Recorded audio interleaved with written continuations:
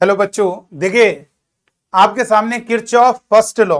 देखिए Kirchhoff first law क्या है, जरा ध्यान दीजिएगा।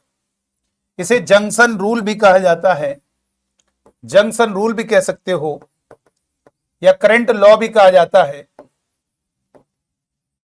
या किरचॉफ फर्स्ट लॉ भी बोल सकते हो, करंट लॉ भी कहते हैं। देखो इसमें क्या कहा, जरा सुनिएगा इन्होंने क्या कहा, और इस पर एक न्यूमेरिकल बताते हैं। और आपके लिए सबसे जबरदस्त पॉपुलर क्वेश्चन इस टाइप के, जो कि सर्किट के क्वेश्चन हैं और बहुत आसानी से हम करेंगे। किरचॉफ सेकंड लॉ का प्रयोग करेंगे, फर्स्ट लॉ का भी यूज होगा। तो आइए पहले इसे समझ लेते हैं क्या है। देखिए बेटा, जंक्शन रूल में क्या बताया गया, जरा समझिएगा। हमारा मकसद केवल न्यूमेरिकल को सॉल्व करना है, इसलिए थोड़ा सा यहां पे बताना पड़ेगा कि भाई कोई भी आपका जंक्शन पॉइंट, अगर जंक्शन की बात करेंगे, जंक्शन पॉइंट संधि बिंदु किसे कहा जाता है, जिसमें हमारी ऐसा पॉइंट, जैसे ये है ऐसा पॉइंट जिसमें 3 या 3 से ज्यादा वायर मीट करती हैं या 3 से ज्यादा कंडक्टर मीट करते हैं, उसी को जंक्शन पॉइंट कहेंगे। देखो यहां पे देखो, एक तार ये है, एक ये, तीनों एक जगह पे मीट कर रही है, तो इसी को कहेंगे जंक्शन पॉइंट। मान लीजिए कोई सर्किट अगर हम बना देते हैं, अगर मान लीजिए कोई सर्किट हमने बनाया, ठीक है, जरा देखिएगा, ये मान लीजिए कोई सर्किट बना दिया। अगर मैंने कहा जंक्शन पॉइंट, ये जंक्शन पॉइंट नहीं है। क्यों नहीं है जंक्शन पॉइंट? क्योंकि यहां पर 2 वायर एक साथ मीट कर रही हैं, 3 या 3 से ज्यादा वायर। देखो ये आपका जंक्शन पॉइंट है, ये हमारा जंक्शन पॉइंट है, ये हमारा जंक्शन पॉइंट है, ये जंक्शन पॉइंट है। अगर मान लो एक और बना देते हैं तो ये भी हमारा जंक्शन पॉइंट है, ठीक। तो इसीलिए इन्होंने कहा जंक्शन रूल। भैया जंक्शन यानी करंट लॉ भी कहते हैं, धारा का नियम या संधि का नियम। तो देखो क्या है, किरचॉफ के इस रूल को 2 तरीके से हम पढ़ सकते हैं।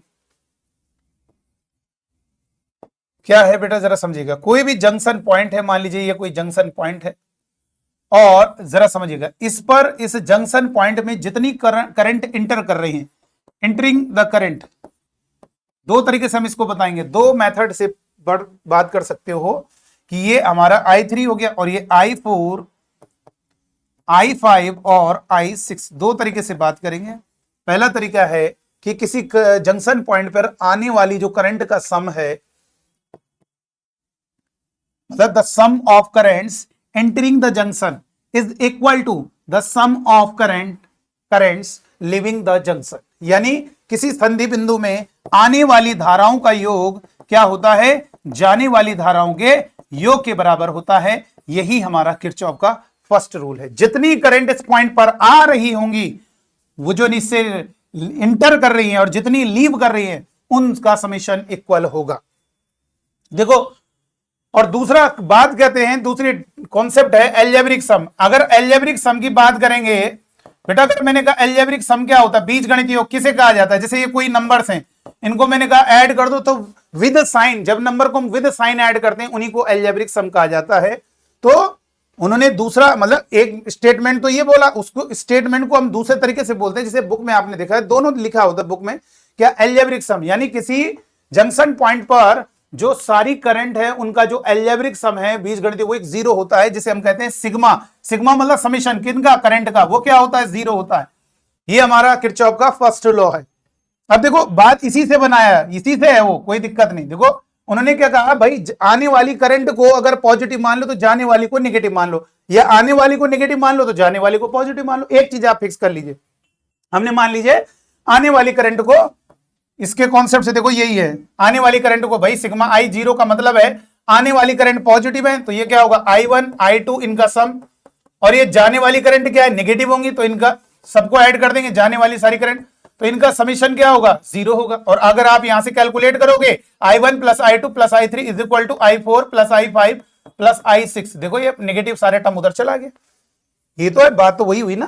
तो ये कहने का मतलब है किरचॉफ का जो फर्स्ट लॉ है, उसे हम ये भी कह सकते हैं सिग्मा इक्वल टू 0, और उसे ये भी कह सकते हैं the sum of currents entering the junction is equal to the sum of current leaving the junction. यानी कि किसी वैद्युत परिपथ के संधि बिंदु पर आने वाली धाराओं का योग जाने वाली धाराओं के योग के बराबर, या कह सकते हो किसी संधि बिंदु पर धाराओं का बीजगणितीय योग 0 होता है। बात सेम है, क्लियर? और अगर बात करें, फील करो, मान लीजिए कोई एक बच्चा है, उसको आपने एक सेब का टुकड़ा 200 ग्राम दिया, बेटा दे, ठीक है, और उसने 10 लोगों को बांट दिया, मतलब कहीं टुकड़ा गायब नहीं हुआ, 200 ग्राम था और कोई टुकड़ा गायब नहीं हुआ और 10 लोगों में बांट दिया 10 टुकड़े करके। तो बताओ उन 10 टुकड़ों को अगर अलग अलग वेट मेजर करोगे और उनको ऐड करोगे तो 200 ग्राम ही आएगा। कहने का मतलब मास जैसे कंजर्व रहता है वैसी करंट क्या है, करंट भाई क्या है, करंट भी मेरे बच्चों क्या है, करंट भी तो चार्ज है, चार्ज फ्लो हो रहा है, तो जितना चार्ज यहां पर है वही चार्ज एक्स्ट्रा कोई अलग से नहीं आएगा, जितना चार्ज यहां पे पहुंचा उतना ही चार्ज वापस चला जाएगा।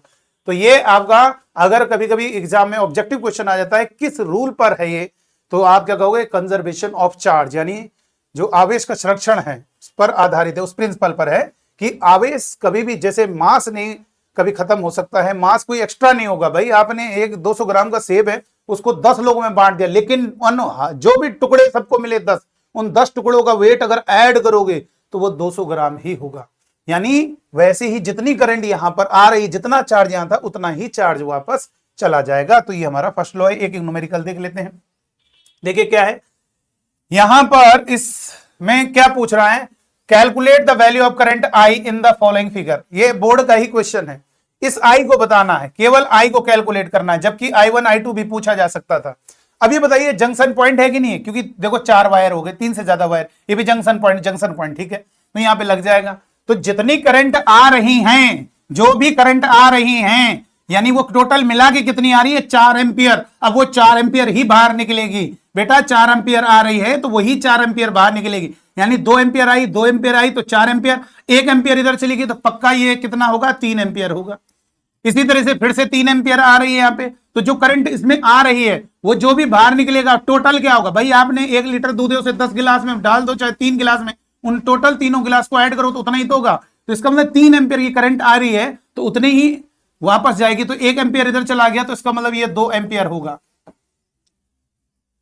जरा समझिए, अब इस जंक्शन पॉइंट में क्या है, टोटल कितनी करंट आ रही है, एक ये आ रही है और एक ये आ रही है, तो ये टोटल मिला के क्या हो गया, 3 एम्पियर हो गया। अब ये 3 एम्पियर ही जाएंगे, इसका मतलब ये जो आने वाली करंट है 3 एम्पियर, तो जाने वाली भी उतनी ही होंगे, तो जाने वाली टोटल कितना होगा, उतना ही होगा, ये होगा। और इसको इधर लिया है 3 माइनस 1.2 इज इक्वल टू आई, और आई इज इक्वल टू 3.0 1.2 10 में 2 के 8, 2 में 1 1 1.8 एम्पियर। यही हमारा मेरे बच्चों किरचॉफ का फर्स्ट रूल से ये सॉल्व हो रहा है।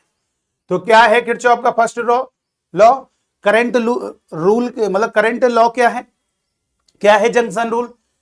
आपको दोनों लैंग्वेज में लिखना आना चाहिए। एल्जेब्रिक सम का मतलब क्या होता है, समीशन विद साइन, और उसे सिग्मा आई कह सकते हो, सिग्मा आई 0 होता है, तो ये आपको ध्यान रखना है। ऐसे ही अगर हम एक और क्वेश्चन दे दें और आपसे बोले कि भाई जरा मुझे मेरे बच्चों ये बताइए, इस पे करंट आई 2 एम्पियर, इस पर इधर से आई करंट 3 एम्पियर, और इधर करंट गई, मान लीजिए हमने क्या दिया इधर, सॉरी इधर गई 2 एम्पियर, 3 एम्पियर आई, 4 एम्पियर मान लेते हैं, इसमें 4 एम्पियर करंट गई और आपसे पूछ लिया बताओ आई निकालो। अभी इसमें कोई सिंपल सी बात है यार, टोटल कितनी आई है जंक्शन पॉइंट में, टोटल सम यानी टोटल कितनी करंट हो गई, 5 एम्पियर, वही 5 एम्पियर तो जाएगी, इसका मतलब ये 4 एम्पियर, तो ये क्या हो गया 1 एम्पियर। इस तरीके से हमारा कॉन्सेप्ट क्लियर है। नेक्स्ट वीडियो में हम आपको ये सिखाएंगे जिसमें ये इस टाइप के, बेटा मैंने आप बच्चों से प्रॉमिस किया है आपके जो गैप है उसमें भी 2 दिन में भी हम जितने न्यूमेरिकल हो सकते हैं, अल्टरनेटिंग करंट सब चीज है, आपको बस 3-4 घंटे देना है, उस 3-4 घंटे में भी आपको सारे न्यूमेरिकल अच्छे से क्लियर हो जाएंगे। अब जैसे मान लीजिए यही है, तो ये कैसे करते हैं इसके लिए आपको नेक्स्ट वीडियो का इंतजार करना होगा। तो चलिए आज की वीडियो में इतना ही, थैंक यू।